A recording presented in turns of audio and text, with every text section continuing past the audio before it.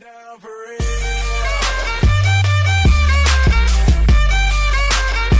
It's going down for real. It's going down for real. Welcome into episode 2 of Chad and Adam's Chicago Bulls Weekly Podcast. I'm Chad Maxwell. I'm Adam June. And Adam, Bulls are off to a solid 7-2 start going into tonight's taping. And Adam, everything is going as we expected. They are who we thought they were. So Adam, let's jump into segment number 1 here. Unfortunately, the story of the year this far has been some comments that came out of Mr. Derrick Rose's mouth. I'm thinking about long term. I'm thinking about after I'm done with basketball, having graduations to go to, having meetings to go to. I don't want to be in my meetings all sore or be at my son's graduation all sore just because of something I did in the past. So just learning and being smart. But y'all don't say that. Derrick, you did it again. You opened your mouth again a little too much. You should have watched what you said. Derrick Rose had some interesting things to say. I was taught that if you can walk, you can play. There are pros and cons to what we do for a living. When you say comments like that, it sort of makes you look soft. That's disrespectful to maids, people who are in the army, who go out and kill people and get killed, got no arms and no legs. And listen, as much as I like Derrick Rose, that was just flat out stupid. A little bit of the benefit of the doubt in the context that he said it. You know, we're taking a part of a quote and not a whole thought process. So maybe he did mean that, but just didn't express it the right way. Because I don't think as an MVP that you could be soft. Skip Bayless, I have to tell you that when I heard these comments, and I'm not exaggerating, I was devastated. As you know, I spent several years as a columnist at the Chicago Tribune. I still have many friends in Chicago. I've been in touch with several of them over the last few hours. They are devastated by these comments. And we've got our own thoughts about these comments. You can see the comments here. You know what they are. You've seen them. You saw them get tweeted out. And we've got our own thoughts at them. But we decided to talk to you, the public. Bulls Nation, what are your thoughts on what Derrick Rose said? And here, we're going to show you those now. So what's your name? I'm Wayne. Wayne. I'm here with Wayne. Wayne, what are your thoughts on Derrick Rose's comments over this past week, kind of the whole Derrick Rose saga? It's a laughing stock. A laughing stock? Yeah. I've been in the state for a while. Actually, right to Michael Jordan. I never hear him complain like that. Yeah. Mm-hmm. And boys don't play the sports. Men play the sports. So you're referring to Derrick Rose as possibly a boy, not really a man? No, I'm not going to say that. Sometimes we act like a boy. You know, right. That doesn't mean that you're not a man. Hey, do you guys have an opinion on Derrick Rose's comments this week? Do you know who Derrick Rose is? You want to answer a question about him, all of you? No? He doesn't really have an opinion. Man. All right, we're here on Michigan Avenue with Duanel Mesa and family, and we are looking to get an opinion on Derrick Rose's comments this week. Well, I think he's being a pretty poor sport. He gets paid a lot, and the fans like to see him play. And I think he can, with the amount of money he's getting, he can afford to be a little sore. Totally. Girls, do you guys have any opinions? No. There you have it, Chad. I'm out here on Michigan Avenue with Bernard. Bernard, how you doing tonight? I'm doing well, and yourself? You're repping the Bulls, so I think we got some things in common. I got to ask you a question. What are your thoughts on all the comments from Derrick Rose over this past week? I think that people should cut him a little bit of slack. I mean, it's been, over 2.5 years since he's been gone. Now he's back. He's bringing the engine back. So, sometimes you got to take it for a few laps before you get going. So you don't think that any of his comments that he made maybe question his loyalty towards the Bulls? No. I mean, I think that anytime you're making $100 million, number one, and number two, he brings it every time he steps on the court. His teammates confide in him. I mean, just with Mike Dunleavy's comments about how he hasn't seen any other person that's been as loyal as he has been, I think that people should just be confident about his skills and let him go to work. I'm actually a hardcore Derrick Rose supporter. I don't think he's intentionally going out there to get hurt. Derrick Rose, he's not, a public speaker, so, I don't think that, what he meant to say was delivered in the right way, I guess. Or at least the way it came out, it wasn't the way he meant it, I just think, he's thinking about life after basketball. and things like that. But I definitely think he's fully committed, to the game and when he's on the court, and definitely committed to his team and, bringing a title to the city. Derrick Rose is a Why is he a I don't think he should get paid then. Man up. Grow up your balls and man up.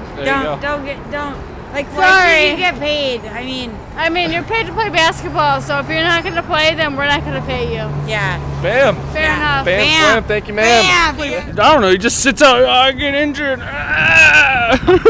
He gets, he gets paid what? Over $2 million a year to sit on a bench, practice shooting shots. From Colorado, I'm a traveler. Don't be afraid to give money to homeless people, especially travelers. Yeah. You go Colorado. You go Colorado. So Adam, it was a lot of fun taking the streets on Michigan Avenue. We saw the public's opinion. And the constant theme was that Derrick is soft. Derrick is a bad word. Derrick shouldn't even be getting paid if he's not playing, which is by no means the case. But either way, Adam, what is your whole take on this Derrick Rose situation? Yeah, I think when you look at it, it's a tough thing. I think what he said was a mistake from the standpoint of a fan that's just looking at those quotes in and of themselves is going to be, kind of sour. I was a little bit kind of taken aback by them, but I think you need the added context of, okay, Derrick's not necessarily the best communicator, and I think you also need to pay attention to the fact that his actions are kind of self-evident. So while he may be sitting out a game here or there, if you look into his past, like 2011, he's played through injuries when he had to. He clearly wants to win. When he's been out there, he's been giving it his all. He's played well when he's been healthy, and I think when push comes to shove, he'll be out there. So I think it's an added context that you need. But those quotes on their own, I can understand sort of the plight. But what do you have to say? The way I feel is, in the wise words of Mr. Joakim Noah, Derrick's older brother, flippin' relax, people. Relax. Just relax. The media loves to twist these things, and yes, Derrick said what he said. He meant what he said. He did, but he didn't mean it in a way where he is not loyal to this team. This is a man, nor does he not have heart. I saw people tweet, Derrick doesn't have any heart for the Chicago Bulls. Baloney. This man is the biggest heart in Chicago. This is a guy who cried on national television, accepting his MVP award, crying because his mom was sitting there and he did nothing but thank her. This is a man who wants to win an NBA championship. This is a man who has changed his mindset because of these two horrific injuries. And Mr. Charles Barkley, you were right, to an extent. But you, my friend, you never tore your ACL and MCL and had to do 2.5 years of rehab. Yes, you're from the project, so is Derrick, but Mr. Barkley, just lay off of Derrick, and everybody in general, just lay off of the man. So let's move on here from Derrick. Another situation that went down recently, a situation that you are very aware of. Jimmy Butler. They went past the deadline without signing an extension. Yeah, I think what's interesting here is we kind of represent the two different standpoints in Chicago, which is nice because I definitely fall on the end of, we should have jumped on the chance to sign Jimmy Butler. The number that was being kind of introduced and reported was $12.5 million per season, and not to dive too far into Jimmy Butler's personal finances, but I think that would have been a good number to go and commit to Jimmy. I think that we've seen in the past with other teams sneaking through the back door and stealing Bulls from us. Jimmy is a restricted free agent, right? But so was luckily. Yeah, exactly. But Omer Ashik was, right? So it's frustrating. In your eyes, because the Bulls missed this deadline, is Jimmy Butler wearing black and red next year? Ooh, yeah. I honestly say no. He's not, and I know that's unpopular, and I love Jimmy Butler. He's probably my favorite Bull. He's right there if he's not, and so I'd love to see it, and I could be totally wrong, and I think that's where you come in. I could see Jimmy Butler getting a max offer from every team that has a space to do so. Lakers, they're going to be all over him. Knicks, going to be all over him. They would love to pair up Kobe with Jimmy, Melo with Jimmy, but I think no matter what you see him get offered out in the open market, the Bulls are going to match no matter what. Why? Because they have to. And they've been planning around this Jimmy Butler extension for a long time. You saw Paul Gasol and he get a 2-year deal. his money will be gone. You saw Taj Gibson get a 4-year deal, which will be expiring shortly after Jimmy's extension kicks in. They're going to have the money to do it. Jimmy Butler will remain a Chicago Bull, and Jimmy Butler fans and Chicago fans will stay happy. So Adam, moving along here. As we know, the Bulls are off to a solid start. First place in the Eastern Conference, tied with Toronto going into this taping with a record of 7-2. And Adam, looking at the week ahead, they start the infamous circus trip because, of course, Barnum and Bailey, the awesome, exciting circus, comes to town once a year, and it just so happens to be in the midst of the NBA season.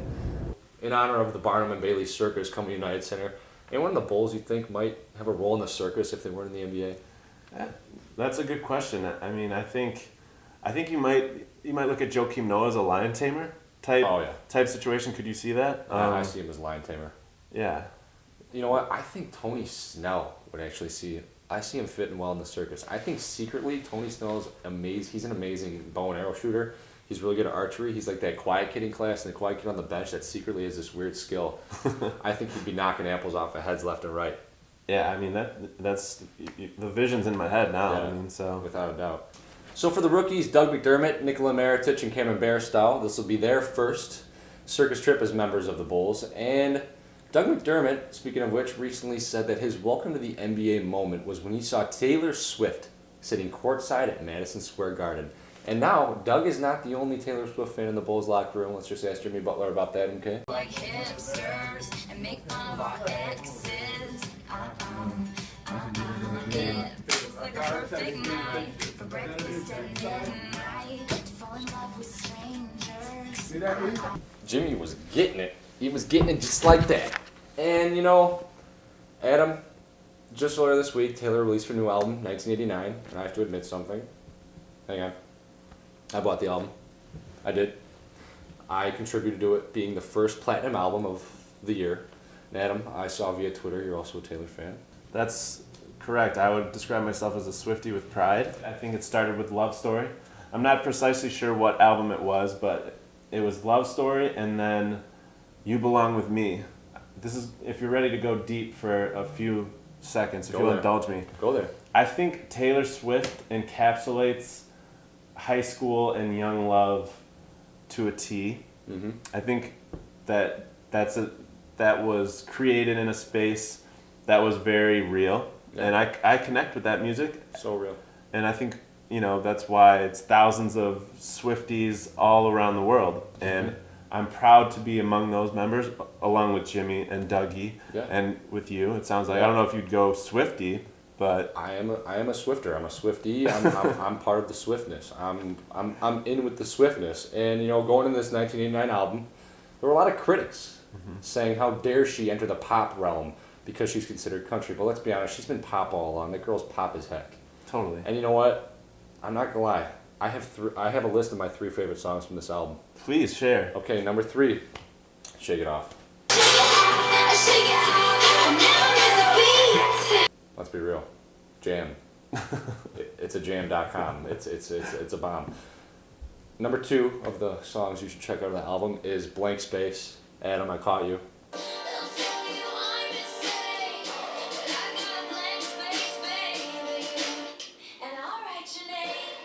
Me and this guy, we connect. Yeah, yeah, I mean, totally. I obviously can't even come with the right words, but it's a good song. Yeah. And I like the music video also. You saw Yeah, great. And the number 1 song on 1989 is Wildest Dreams. The only reason I laugh, I haven't heard that song yet, but I will, and I'm going to have to now. This is my serious face.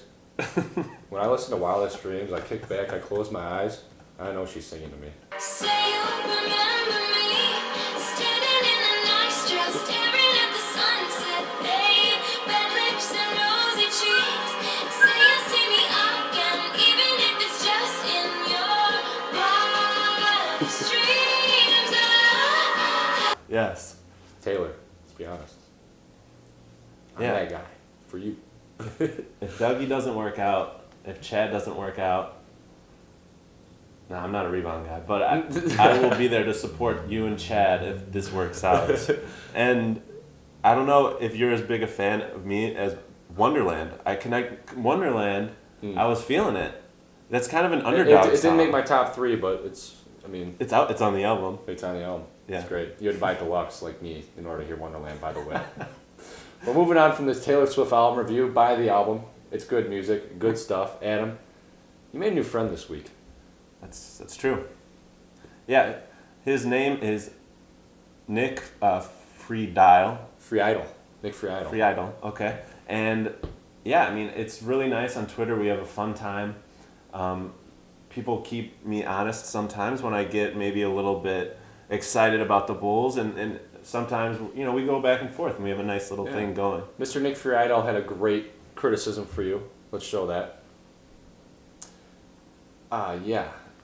And I appreciate that, Mr. Nick Friedel. Fat boy over here does need to do a little more push-ups, but let's watch the language, please. We love your support. Criticism is worth more than compliments. How kind of Nick Friedel. Yeah, exactly. I mean, I think you put it best. I mean, I think anyone can say good job or like, you know, you look skinny in your Twitter default photo, but for someone to say constructive feedback, that's gold. And so, Nick Friedel, I hope that we continue to have, you know, a good back and forth. And obviously, we're both Bulls fans. We both care about the Bulls, and yeah, it's fun. Well, speaking of Twitter, we want you guys to stay interactive with us through all of this. When we ask for pictures, when we ask for some of your favorite memes or GIFs, send them his way. Send them his way. He's going to give you the old retweet, little favorite. Hit the star. I'm Chad Maxwell. I'm Adam June. Have a good night. Peace.